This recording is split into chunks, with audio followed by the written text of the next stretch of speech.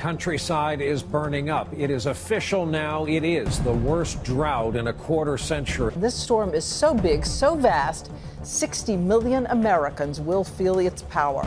If women aren't able to feed their children, it creates an instability. If large populations have to migrate because the resources they need for sustenance, the food, the water, are simply not available, that creates security issues. You cannot treat the atmosphere as a free good. You can't treat what you do to the environment as something that doesn't belong in your cost accounting. This is a problem that is not going to be solved by regulators. It's a problem that's only going to be solved by innovators. Ultimately, our story is really about why we as individuals and members of a global community should take these issues seriously before it's too late. The thing that has changed is perhaps our reality, finally, of understanding what's going on around us, hopefully. So from that point of view, I think people are a little bit more tuned in, a little bit more aware, and I think smarter about what's going on. What Marilyn is saying is code for politicians aren't going to bring this about. And it really is going to have to be grassroots work and people like folks here tonight that can bring the message in many different ways. The polarizing of climate into red and blue and left and right is what a tragedy. What a tragedy in 20 years, 30 years, or probably less, when our kids and grandkids are going to say, "What the hell were you thinking?" Here we are, quite inexorably re-engineering the planet research. What's needed is the message of the film. It is really about adaptation and about what technologies, what innovation we can bring to bear to respond to our own engineering experiment. But if you look at the national security strategy that we just published, it says straight up, climate change is real, it is severe, and is a threat to our national security. And we have to build on that. That's the Pentagon's. No, that's the President of the United States. Everything that you do in the military has to be based on the guidance that we receive from the civilian authority. The President, on a regular basis, publishes what's called the National Security Strategy. That's his direction to all the defense forces and the rest of the government, or what are the actions we should take for our national defense. During the global war on terrorism from 2001 through 2011, all the mention of climate change was out of the national security strategy. It is now back into the strategy in a clear and directive way, and then the military has to develop the military strategies that they're a component of that. To follow on what the general said, the big buzzword in the Pentagon today is threat multiplier. And the big problem is if there is going to be one event, they can handle it. But in the future, climate change is going to bring about multiple events simultaneously, as we saw in the Russia-Pakistan Arab Spring sequence. The best analogy I could draw from my perspective, the security perspective, is that we're in a 100 years war. Because of the damage that we've already done and the amount of time it takes to correct. One of the things in doing the research, and I don't know if it came out quite, is the military that when we started doing research, we found that the military was so far ahead in their thinking in terms of getting us ready to be a climate-ready nation. And the fact is that they were employing green technologies way ahead and saw the benefit of it in the and I was surprised. I was just as surprised as anybody because to me, the military was the military.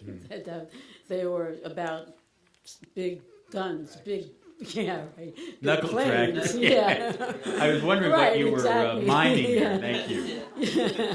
So just understanding that, that they were actually working for their benefit and for the benefit of all of us changed my whole view of the importance of the military.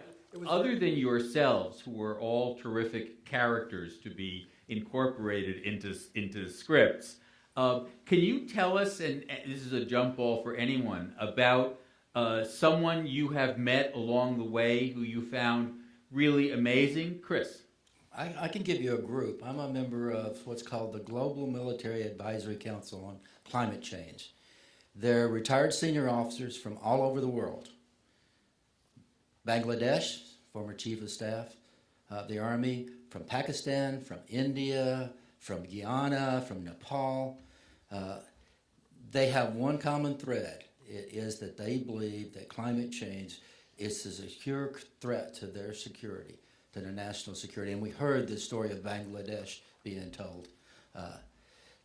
They have amazing stories, they have amazing energy, and they have dedicated basically their retired life to trying to push this forward. We will probably meet in September again in New York to try to develop a call to action. But there's some amazing stories in this group of men. That's great. Just put an image of a Pakistani, a Bangladeshi, and an Indian military sitting in a room and having a heartfelt conversation about a subject in complete agreement and trying to find solutions that work between their countries. I think in my professional life, we've gone from climate change being something of an academic issue, even though those signs were quite measurable in terms of the change that was occurring. The past decade, as you highlight in the Arctic region, the polar regions were always known and forecast to be, as a metaphor, the canary in the coal mine. You would see the biggest changes there, and that's what we're seeing now. So in the past 10 years, we've gone to a very demonstrable impact. There's a very effective group out there that is spending a tremendous amount of money and very professionally trying to tell the story that we need to wait. You know, I think even they are giving up on it's not real, but we don't know enough, we need to wait. It's what we call in my business a delaying action.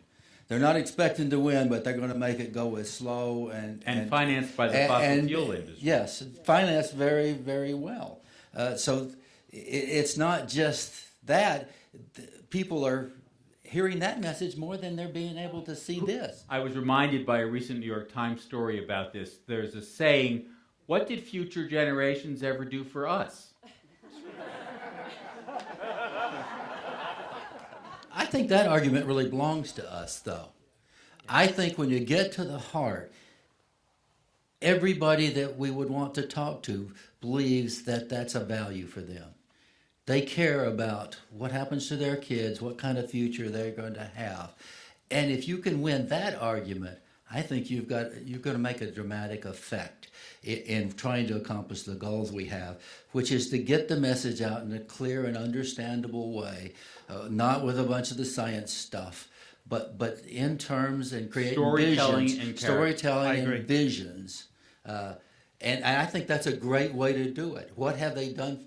That's and the thank hook. Thank you for giving us the perfect note on which to end. Please thank the panel.